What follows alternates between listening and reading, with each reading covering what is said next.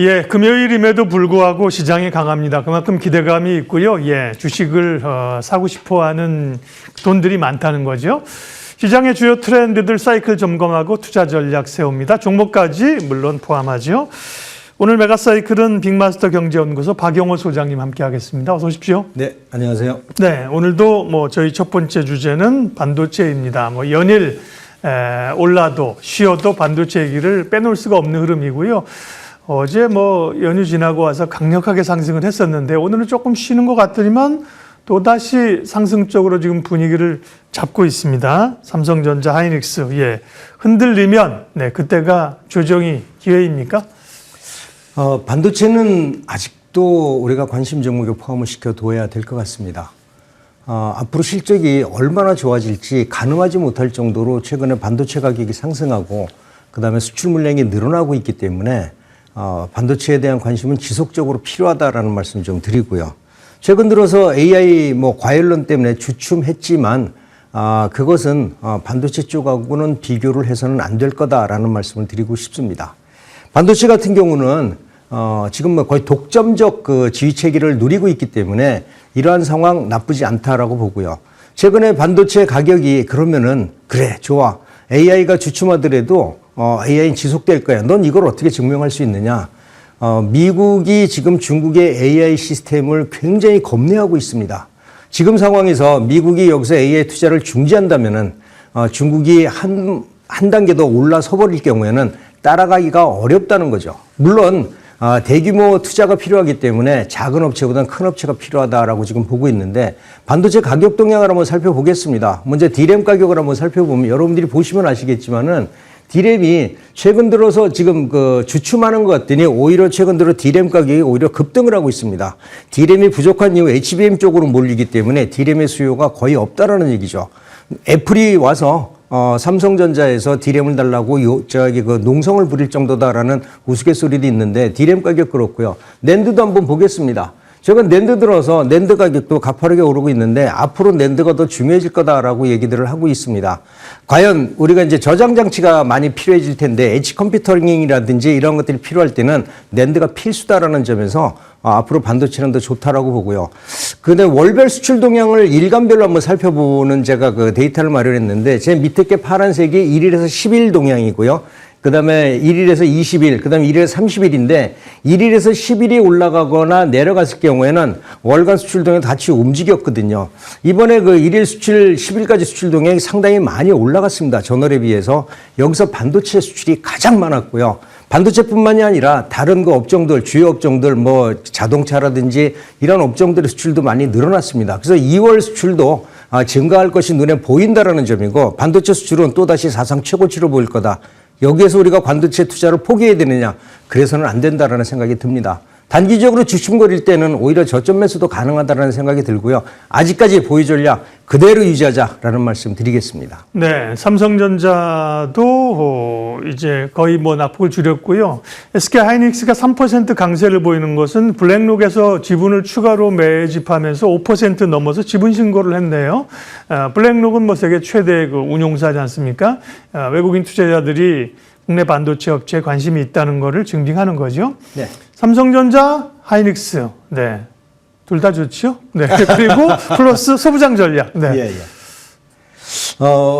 반도체 지금 현재는 제조 쪽이 삼성전자, SK 하이닉스가 시장을 이끌고 있고 실적도 상상을 초월할 정도로 좋아지고 있는데 네. 소부장 쪽에는 한 가지 좀 리스크가 좀 있는 게 지금 반도체 생산을 늘리지 않고 있다는 그러니까 공장을 새로 짓거나 그렇죠. 이런 생산량이 한정이 되어 있기 때문에 소부장 쪽에서 좀 어려울 것이다. 근데 앞으로 봐서는 앞으로 2년 후에는 지금 새로운 반도체 공장을 건설하기 때문에 장비나 이런 것들이 올라가겠지만 지금은 좀 어렵다. 그래도 저는 지금 오사트 업체 지금 HBM을 생산을 하느라고 자체 내에서 일반 메모리 패키징을 어렵거든요. 패키징하기가. 그래서 이거를 외주 처리하고 있는데 오사트 업체들 우리가 이제 패키징 업체들 좀 관심을 가져야 될 것 같고요. HBM 최대 수혜주는 역시 저는 KC텍이라고 봅니다. CMP 공정에서 굉장히 많은 CMP 장비와 그다음에 CMP 슬러리가 들어가기 때문에 이 회사는 실질적으로 숫자가 많이 찍히는 업체다 이렇게 보시고요. 소부장 쪽에서도 소재 쪽에 좀 집중을 했으면 좋겠다 이런 말씀 드리겠습니다. 네. 소부장 가운데서 소재 업종이 1차적으로 관심을 받을 거라고 보셨고요. AI에 쓰이는 것들 가운데서 최근에 이제 MLCC가 다시 주목받으면서 네, MLCC 맞습니다. 관련주들이 강하고요. 가장 대표적인 건 삼성전기지 않습니까? 삼성전기는 리포트도 나오고 실적도 꾸준하게 40만 원을 넘어설 수 있을까? 지금 한 37만 원, 8만 원 수준인 것 같습니다. 삼성전기 플러스 MLCC 관련주 전략 좀 알려주십시오. 삼성전기에서 부정적인 의견을 제시하지는 않겠습니다. 다만 그동안에 좀 많이 올랐다라는 게 요거 한 가지 부정적인 의견인데 앞으로 삼성전기의 미래 가치를 한번 살펴보시면은요. 자동차 같은 경우에도 삼성전기하고 사실 그 MLCC는 무라타하고 세계 양대 산맥인데 무라타가 삼성전기에 비해서 그 고용량 MLCC를 많이 생산을 하고 있습니다. 그런데 무라타가 이번에 가격을 30% 정도 올린다라고 했고요. 여기에 삼성전기도 같이 가격을 올릴 것이다라고 추정을 하고 있는데 삼성전기에서 기술 개발하면서 고용량 MLCC를 많이 생산을 하고 있는데 이게 어디에 많이 들어가느냐? 사실 전기차하고요. 그다음에 AI하고 로봇 쪽에 많이 들어갈 수밖에 없습니다. 작은 것으로 고용량을 내줘야 되기 때문에 특히나 전기차 같은 경우는 순간 파워가 많이 필요하기 때문에 여기에 콘덴서가 반드시 필요하고요. 로봇도 역시 마찬가지죠. 작은 힘으로 큰 힘을 내줘야 되기 때문에 여기도 필요한 MLCC가 필요하다라고 봐서 앞으로도 성장 산업이다라고 생각을 합니다. 또 한 가지 우리가 생각을 해줘야 될 게 있는 게 삼성전기에서 MLCC도 좋지만 카메라 모듈입니다. 네. 카메라 모듈 쪽에는 애플이 지금 삼성전자의 그 이미지 센서를 채택을 하느냐 마느냐 하는데 거의 채택 단계가 와 있다라고 보고요.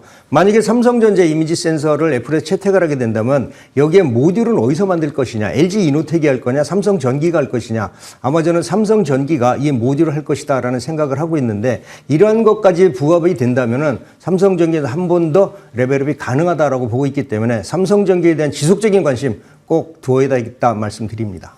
네, 반도체 그리고 MLCC, 삼성전기 얘기까지 했습니다. 다음 주제 넘어가겠습니다. 다음은 로봇입니다. 로봇이 올해 사실은 CES 이후에 강력한 로보틱스 모멘텀이 원래 로봇주들 현대차그룹까지 강력한 또 2차 전지 조금 전에 얘기한 쪽까지 다 파악을 주는데 전체적인 로봇의 이제 관심도는 최근에 조금 떨어지는 것 같습니다. 많이 올라서 그런 걸까요? 예. 로봇은 이제 긍정적인 면과 부정적인 면을 두 가지를 다 말씀드려야 될 것 같아요. 네. 로봇에 대한 앞으로 향후 산업 전망은 긍정적이다라고 봅니다. 하지만 로봇 업계에 대해서는 우리가 구분을 좀 해줘야 되겠다라고 보는데 지금 반도체나 조선이나 전력기기나 이런 것들은 방산도 마찬가지고요. 우리가 세계 최고 수준의 그 기술을 가지고 있다라고 하는데 로봇은 그렇지 않습니다. 지금 그 보스턴 다이나믹스 같은 경우에도 미국 로봇이고요. 그다음에 테슬라도 미국 로봇이고요. 우리나라 로봇은 사실 중국의 로봇에 비해서 견주지를 못합니다. 세계 최고 기술을 가지고 있어도 살아남기 힘든데 지금 중국보다도 떨어지는 로봇 기술을 가지고서 우리가 대응할 수 있을까? 참 어렵죠. 근데 한 가지 기회는 있습니다.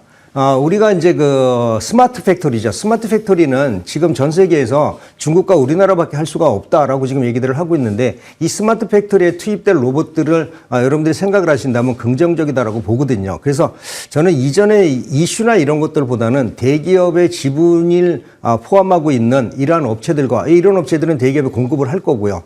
그리고 우리가 보면 그 감속기나 이런 쪽의 부품은 좋지 않겠느냐라고 보거든요. 그래서 저는 우선 다이캐스팅, 로봇도 이제 다이캐스팅으로 다 만들어줘야 되는데 3기라든지 자동차 그 트랜스미션에 알루미늄 다이캐스팅이나 3기 이런 쪽, 그 다음에 부품을 만드는 감속기를 만드는 DIC라는 네오 오토 이런 쪽의 포인트가 우리가 맞춰줘야 될 것 같다는 생각이 들거든요. 그래서 로봇이 아직도 성장 산업이긴 하지만 우리가 확실하게 숫자가 찍히는 업종을 좀 구분을 해줘야 되겠다. 이거는 투자 전략에 필요할 것 같습니다. 네.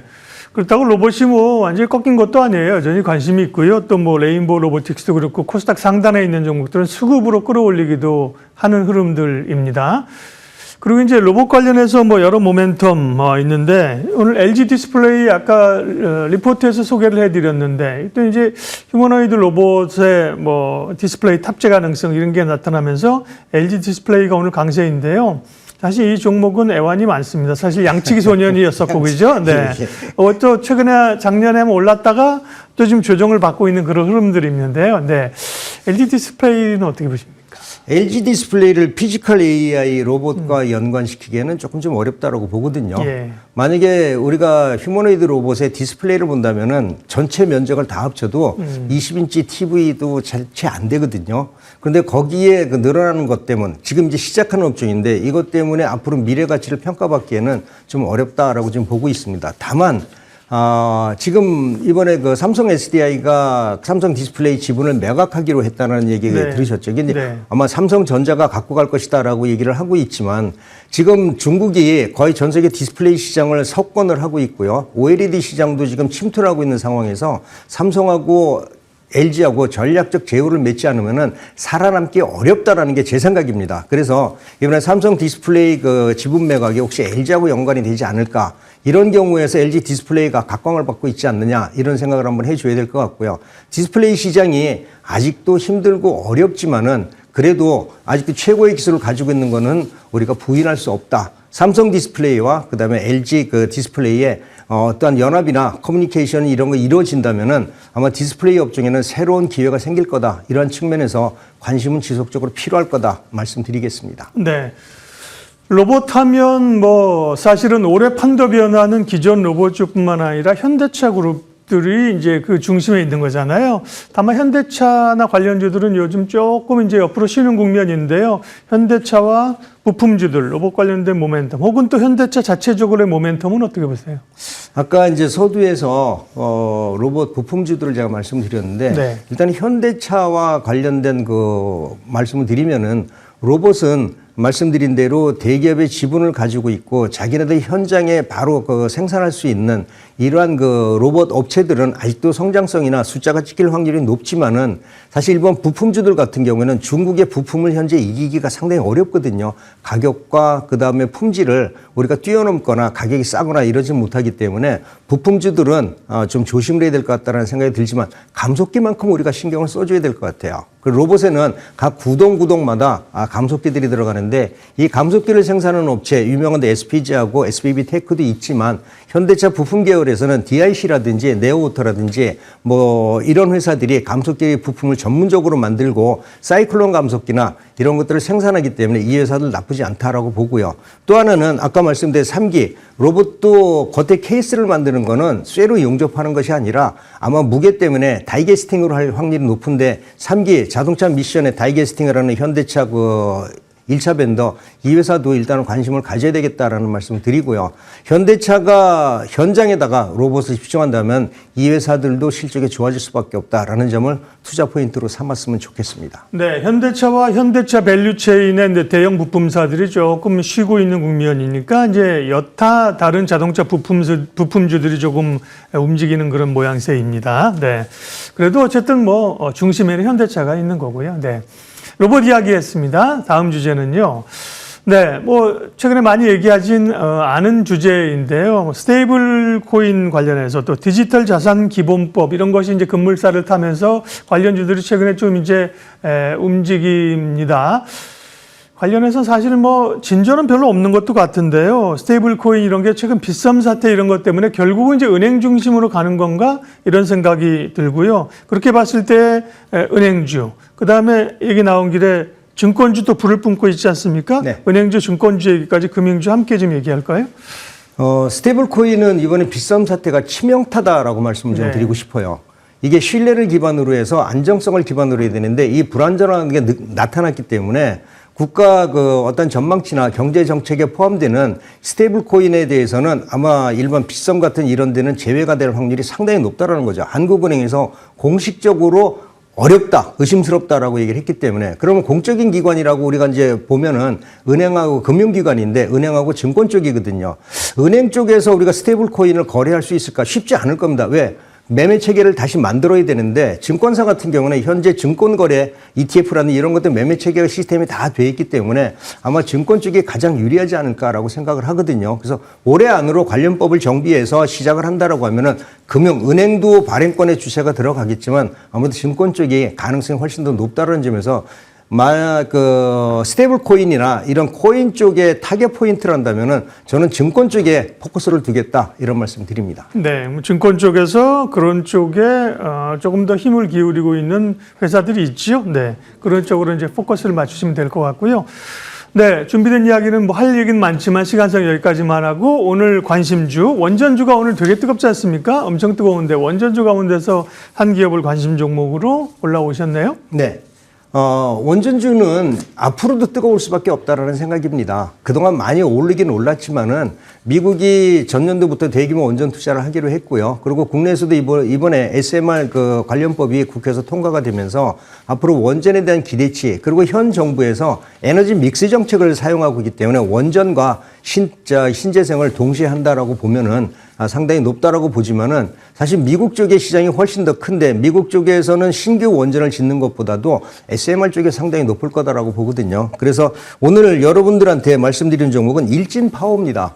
일진파워 같은 경우는 SMR에 특화된 기술을 가지고 있고요. 원전이라든지 이런 발전소 정비 및 설비를 납품하는 회사거든요.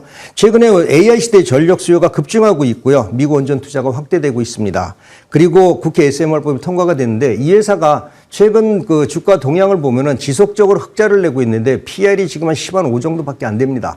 다른 원전주들은 PR이 40, 50 정도 되는데 상대적으로 낮다라고 판단을 하고 있고요. 유보율도 1770%, 재무구조도 상당히 좋고요. 현재 PR이 15배 정도면 성장성 대비 좀 저평가되어 있다라고 보고 있거든요. 그래서 1차적으로 목표가는 한 2만 5천 원 정도, 뭐 이전 고점 부분은 조금 미달되는 부분이지만 충분히 반등이 가능하다. PR 20만 대도 충분히 가능하거든요. 그렇지만 이제 최근 들어서 단기 반등하고 조정을 받더라도 15,000원에 이탈할 확률이 적지만 만약에 15,000원 이탈한다면 리스크 관리하고서 그다음에 다시 재공략 포인트를 잡는 게 좋겠다. 이런 투자 전략이 필요할 것 같습니다. 네, 오늘 메가사이클 투자 전략 빅마스터 경제연구소 박영호 소장님과 함께했습니다. 고맙습니다. 네.